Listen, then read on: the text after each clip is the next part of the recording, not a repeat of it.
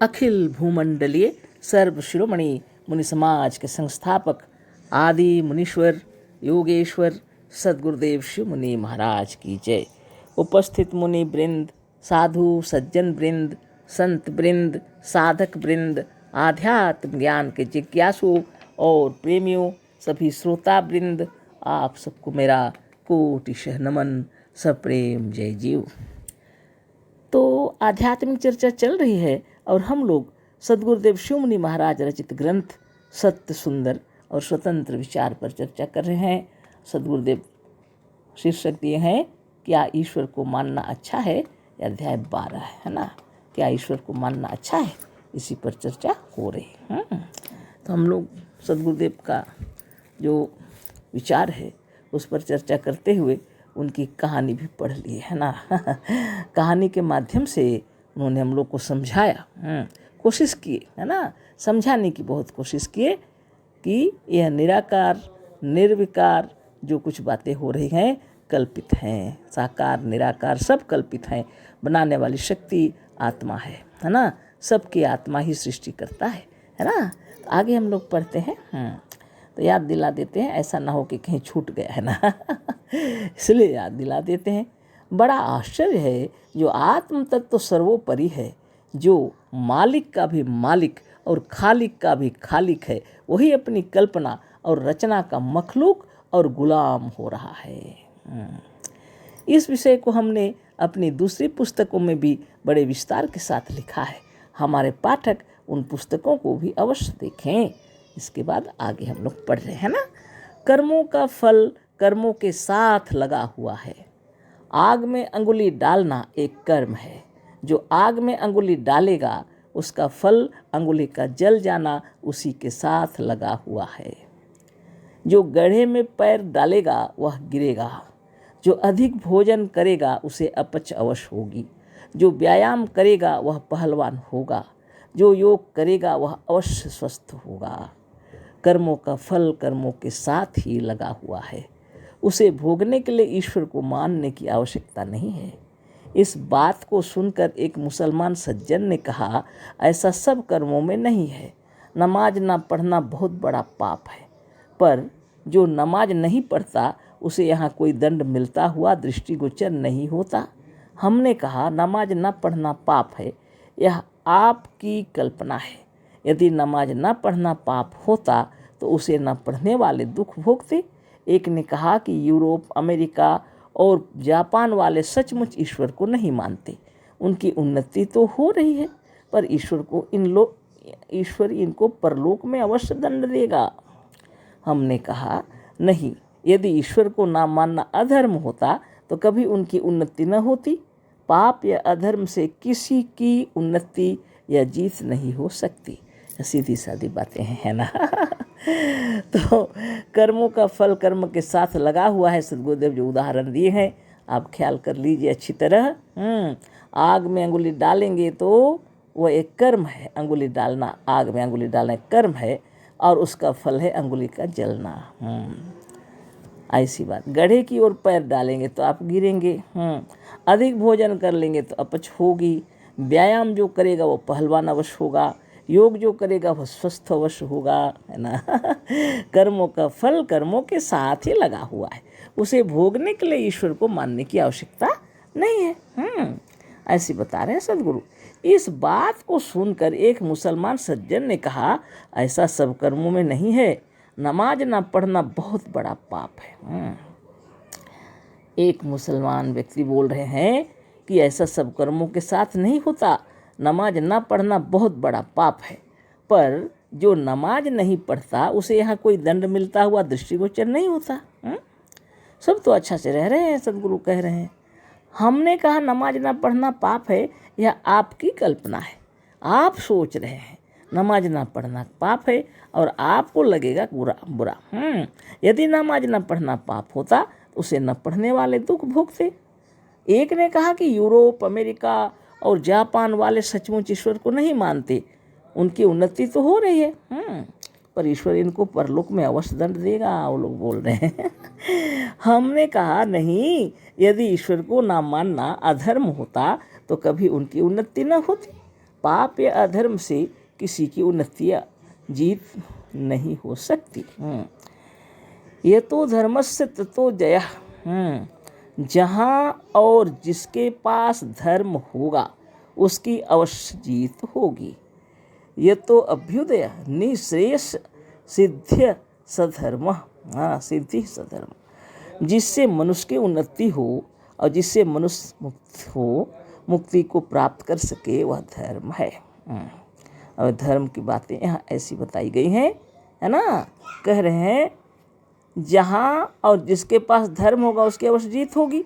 यह तो अभ्युदय निःश्रेयस सिद्धि सधर्म। और जिससे मनुष्य की उन्नति हो और जिससे मनुष्य मुक्ति को प्राप्त हो सके, वह धर्म है। जिससे मनुष्य की उन्नति हो, जिससे मनुष्य मुक्ति को प्राप्त हो सके, वह धर्म है। धर्म शास्त्रों के इन वचनों के अनुसार जिस देश की या जिसकी उन्नति नहीं हुई, उसने या उस देश ने अवश्य कोई ना कोई पाप किया है। मतलब फिर मशीनों की अधिकता भी उन्नति का लक्षण नहीं है। मशीनों द्वारा यदि संसार के लाखों मनुष्य धनी हो गए हैं, तो करोड़ों ऐसे निर्धन हो गए हैं कि उन्हें एक वक्त भी भोजन नहीं मिलता। कुछ लोग खाना खाते खाते मर रहे हैं, तो अनेक और असंख्य मनुष्य खाने बिना मर रहे हैं। इन मशीनों ने करोड़ों मनुष्यों को बेकार बना दिया है।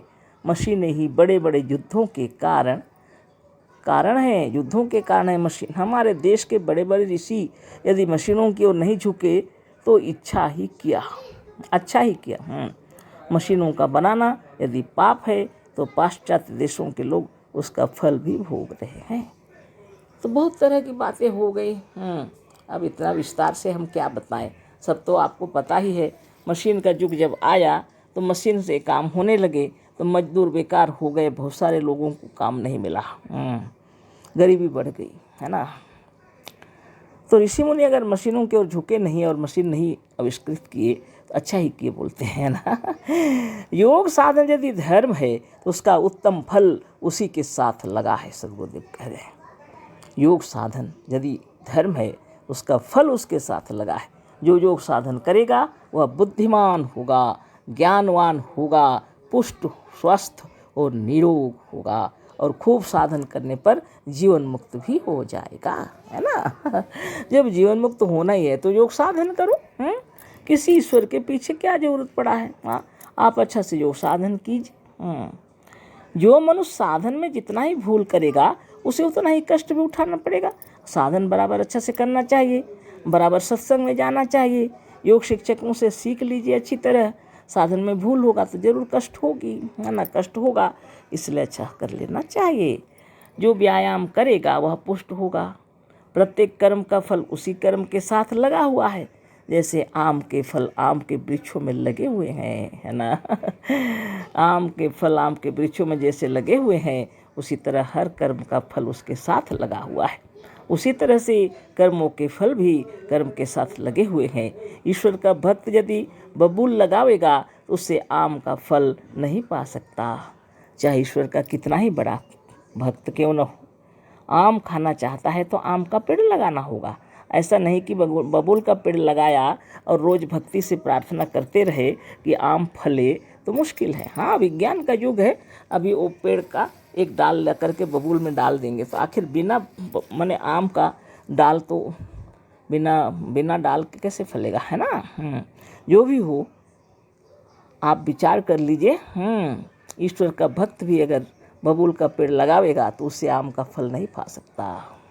ईश्वर को नाम मानने वाला भी यदि आम का वृक्ष लगाता है तो अब बबूल नहीं हो जाएगा। जो ईश्वर को नहीं मानता है वह अगर आम का पेड़ लगाता है तो जरूर आम फलेगा और बबूल नहीं हो जाएगा। जो जैसा कर्म करता है वैसा ही फल है। कर्म प्रधान विश्व करी राखा, जो जस करे सो तस फल चाखा। रामायण का चौपाई भी सद्गुरु यहाँ लिख दी।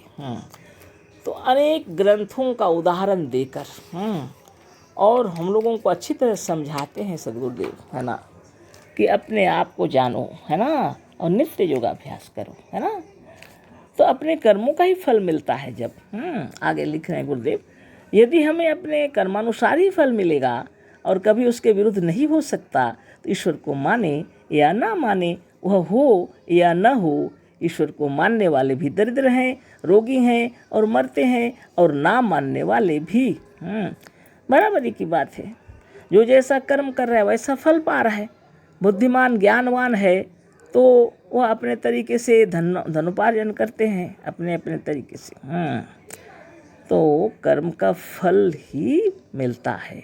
अच्छे कर्म का फल अच्छा, बुरे कर्म का फल बुरा अवश्य होगा। अच्छे और बुरे कर्मों का अच्छा या बुरा फल अवश्य मिलेगा, चाहे आप ईश्वर को मानते हों या ना मानते हों। इतना सुंदर समझाए सद्गुरुदेव। उसके बाद भी अगर मन भटकता है तो समाधिस्थ कैसे होंगे, स्वरूपस्थ कैसे होंगे, फिर मोक्ष कैसे प्राप्त करेंगे, विचार कर लीजिए। अतः हर हालत में हमें अच्छे कर्म करने चाहिए। अच्छे कर्मों का और अच्छे तथा उच्च विचारों का फल अवश्य अच्छा और उच्च होगा, है ना। दूसरों का भरोसा करने से मनुष्य बहुत ही आलसी, अकर्मण्य और बोदा हो जाता है। मजहबी किताबों में पापों की क्षमा वाली बात पढ़कर, अजामिल, गुणनिधि और गणिका की कथाओं को सुनकर मजहबी और धर्मध्वजी लोग निर्भय होकर पाप करने लगे। देखिए, ये कहानियाँ भी गड़बड़ कर डाली। अपनी आत्मा को ईश्वर मानने वाला निर्भय और साहसी मनुष्य वीर होगा, कर्तव्य परायण होगा, धर्मात्मा होगा और स्वाधीन, स्वावलंबी और स्वतंत्र होगा। राम भरोसे दो रहें, निर्बल और बकलोल, दैव दैव आलसी पुकारा, है ना। कल इस पर फिर चर्चा होगी, है ना। अशेष धन्यवाद, कोटिशः नमन, सप्रेम जय जीव। सद्गुरुदेव शिव मुनि महाराज की जय।